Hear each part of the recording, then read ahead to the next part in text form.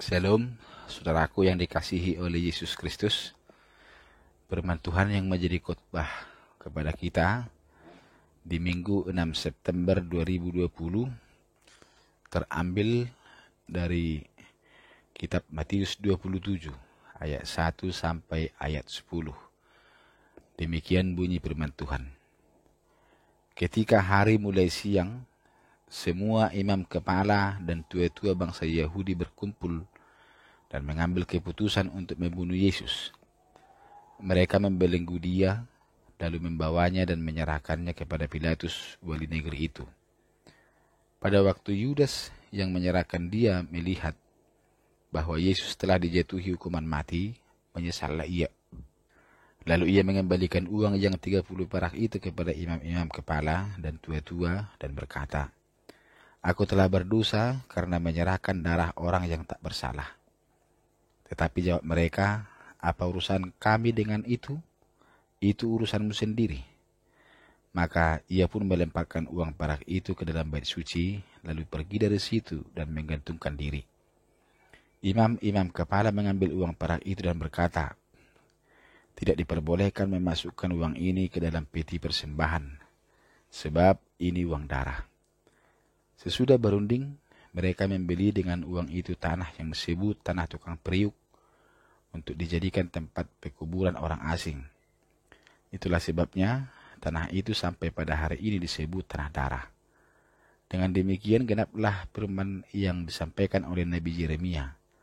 Mereka menerima 30 uang perak, yaitu harga yang ditetapkan untuk seorang menurut penilaian yang berlaku di antara orang Israel. Dan mereka memberikan uang itu untuk tanah tukang periuk, seperti yang dipesankan Tuhan kepadaku. Demikian firman Tuhan. Bapak Ibu, saudaraku yang dikasihi oleh Yesus Kristus, banyak di antara kita yang membuat nama anaknya diambil dari Alkitab. Misalnya bernama Samuel, Yohanes, Yosua, Lukas, Nathan, Rama, Matius, dan lain-lain. Tetapi setahu saya, belum ada yang membuat nama Yudas. Kenapa ya? Kemungkinan besar adalah karena semua kita sudah tahu bahwa Yudas itu pengkhianat atau parjehe.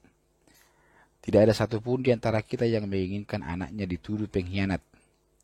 Perilaku pengkhianat atau majehun itu adalah salah satu perilaku dosa yang dapat menghancurkan kepercayaan yang diberikan kepada seseorang. Agar kita terhindar dari perilaku parjehe itu, dalam perikop ini kita akan mendengarkan berita tentang Yudas yang mengkhianati gurunya sendiri, yaitu Yesus. Yesus bukanlah orang baru bagi Yudas, bukan yang baru dia kenal, melainkan gurunya sendiri yang mengajar dia agar menjadi orang baik, yang menuntun dia ke jalan yang benar dan yang membawa dia agar ikut menjadi pewaris kerajaan surga.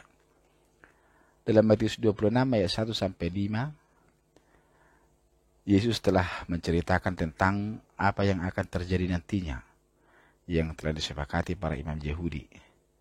Mendengar berita itu, diam-diam Yudas pergi menjumpai para imam Yahudi dan menawarkan kontrak politik. Hal ini bisa kita baca pada Matius 26 ayat 14 sampai ayat 16. Di sanalah mereka menyepakati pemberian uang 30 perak kepada Yudas, bila mana ia bersedia memuluskan cita-cita mereka untuk menangkap Yesus. Yudas tega sekali menjual sahabatnya, gurunya lagi, hanya untuk mendapatkan uang 30 perak. Padahal Yesus tidak pernah menjahatinya.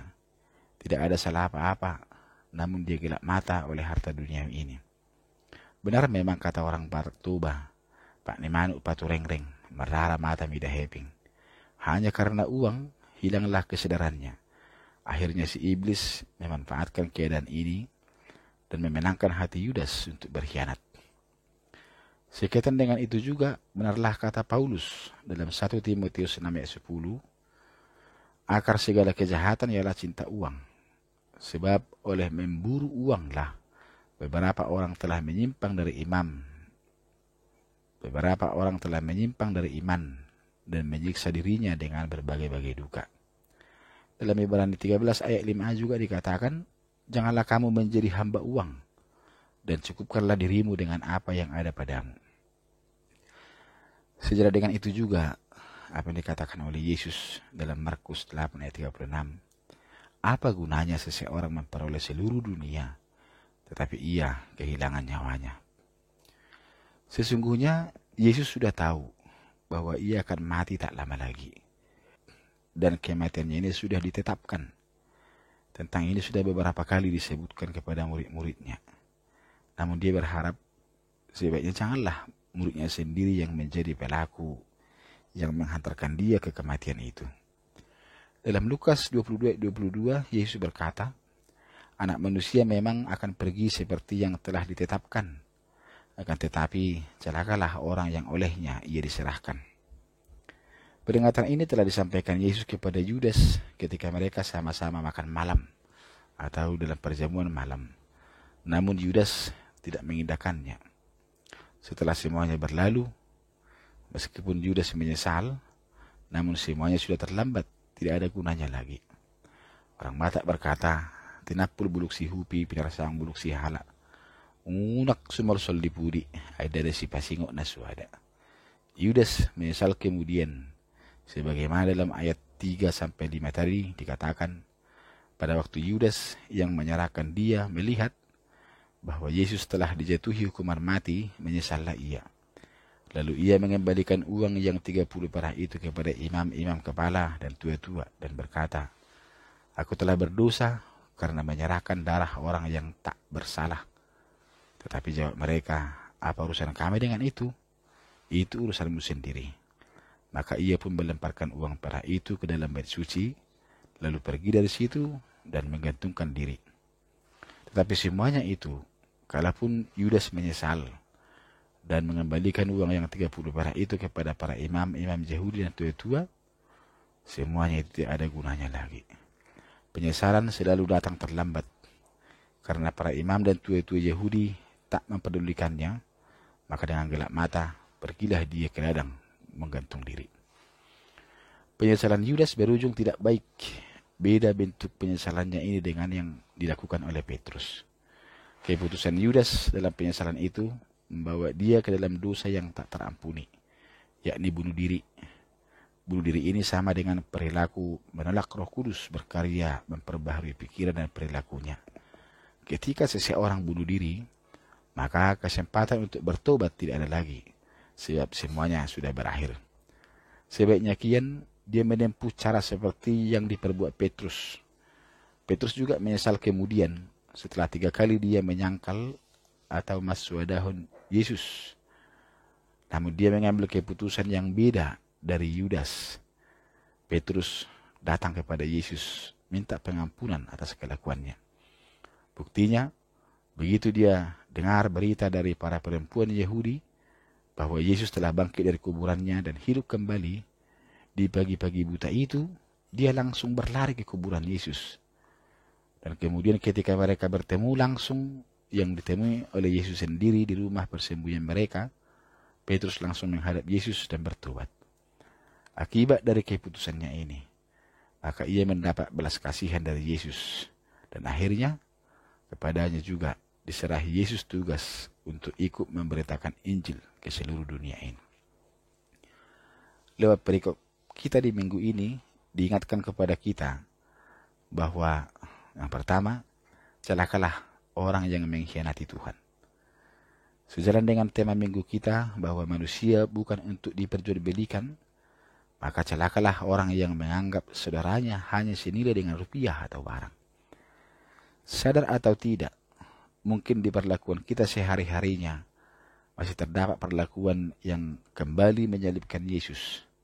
Apakah itu perlakuan yang cukup memalukan, menyangkal berkat Tuhan dalam kehidupan kita, mengkhianatinya dengan menganggap Tuhan itu perlu hanya ketika kita terjepit, terdesak, sakit, bahkan menyangkal Dia yang telah memberi kita keselamatan dan berkat kehidupan. Saidauma akajian asongoi sak kita ganup. Barangkali juga sebagaimana diberitakan di epistel kita, di mana saudara-saudara Yusuf sendiri yang begitu tega menjual Yusuf adik mereka sendiri, Mungkin perlakuan itu juga kerap terjadi di tengah-tengah kita di zaman modern ini. Di zaman ini praktik jual beli manusia semakin marak terjadi. Apakah itu menjual sebagian organ tubuh, menjual diri lewat online, dan anehnya ada pula yang melakukan praktek jual beli manusia ini dengan mengatasnamakan agamanya. Bagi kita orang Batak ada istilah boli, sinamok ni boru, manang tuhor ni boru. Dari istilah ini terbersit arti bahwa seolah-olah pihak keluarga pengantin perempuan menjual borunya kepada pihak pengantin laki-laki. Jadi dalam proses ini sepertinya ada praktek jual beli manusia. Padahal sesungguhnya bukanlah demikian. Karena itu istilah ini perlu kita perbaiki agar jangan kesannya tuhor atau sinamok itu menjadi seperti praktek jual beli barang. Untuk segala sesuatunya memang perlu uang. Tetapi uang bukanlah segala-galanya bagi kita. Prinsip atau pemahaman ini sangat perlu kita hidupi dan kita pahami. Di atasnya itu, sesungguhnya Tuhan masih jauh lebih penting bagi kita. Sebab dari Tuhanlah sumber dari segala sesuatu, sumber dari segala-galanya, termasuk di dalamnya adalah uang. Itulah sebabnya dalam Matius 6 ayat 33 dikatakan, carilah dahulu kerajaan Allah dan kebenarannya, maka semuanya itu akan ditambahkan kepadamu. Dengan mengutamakan Tuhan dan persaudaraan dalam kehidupan kita, lebih dari 30 perak pasti akan kita peroleh dari Tuhan. Mungkin sudah banyak kali dosa yang kita perbuat. Seringkali kita bermusuhan sampai mereka-reka yang tidak baik kepada saudara kita sendiri. Tetapi janganlah sampai keputusan yang kita ambil sama dengan keputusan Yudas dan juga keputusan para saudara-saudara Yusuf yang sebagaimana diberitakan di epistel kita. Ingat, keputusanmu hari ini akan menentukan masa depanmu. Maka jangan ambil keputusan pada saat galau atau panas hati. Tetapi adalah lebih baik kalau situasi itu kita tenangkan dulu. Kita beri dulu dingin waktunya dan lapangkan pikiranmu. Mengambil suatu keputusan pada saat tenang akan jauh lebih baik hasilnya daripada kita ambil keputusan dengan buru-buru pada situasi genting. Mungkin ada di antara kita yang berkata dalam hatinya, nasuhamuro makilalahon, nahacik nahutahon. Dalam lagu itu, sakitnya aku di sini, katanya. Mungkin karena pahit gitirnya perasaanmu, manangkotos dalam baik situ tu pakilalamu, dibayar ke anak kamu, ujung napola sampai tartud di hatam mandok. Songo ponggol ni sigaretom maaw dohoto, naso jadi bimardomu. Jadi nang jauh biau bapakmu, manang na tuam, umolo mati ang usi, unak pula tangisi, unak pula dohoto tu kuburan manaruhonau, dan lain-lain mungkin kita katakan dalam hati kita. Mungkin sesalado di roham perkarajuan ni karyawamu, unak tersakapi laho babali hosa manang mamecat. Apalagi mula pala pamilim do peibana. Sebalik na unang jehihon halak na mabuak ko tudala na sitong. Saudaraku, ingat, kata-katamu adalah duamu. Jangan sampai mengambil keputusan pada waktu emosional, pada waktu genting, waktu masih panas hati, sebab dampaknya sangatlah berat. Perubahan hidup dari kebiasaan buruk mestilah dimulai dengan kebiasaan baru. Tanpa membuat sesuatu yang baru, maka kebiasaan buruk tidak akan pernah berubah. Begitulah caranya untuk memperoleh pertobatan yang sejati. Tuhan menginginkan dan selalu menunggu kita bertobat dari kebiasaan yang bertolak belakang dari kehendaknya. Itulah yang dikatakan dalam Yehezkiel 33:11. Demi aku yang hidup, demikian firman Tuhan Allah. Aku tidak berkenan kepada kematian orang fasik, melainkan aku berkenan kepada pertobatan orang fasik itu dari kelakuannya supaya ia hidup. Bertobatlah dari hidup yang jahat itu. Satu orang saja bertobat dari sekumpulan orang di keluarga kita, di kampung kita, di pekerjaan kita, atau dimanapun kita berada, maka sangat besarlah sukacita malaikat Tuhan. Demikian yang dikatakan di Lukas 15 ayat 10. Aku berkata kepadamu, demikian juga akan ada sukacita pada malaikat-malaikat Allah karena satu orang berdosa yang bertobat. Dan pertobatan itu mulailah dari dirimu. Jangan tunggu-tunggu orang lain dahulu berubah, baru kamu bersedia berubah. Tetapi berubahlah oleh pembaharuan budimu, sehingga kamu dapat membedakan manakah kehendak Allah, apa yang baik, yang berkenan kepada Allah, dan yang sempurna. Amin.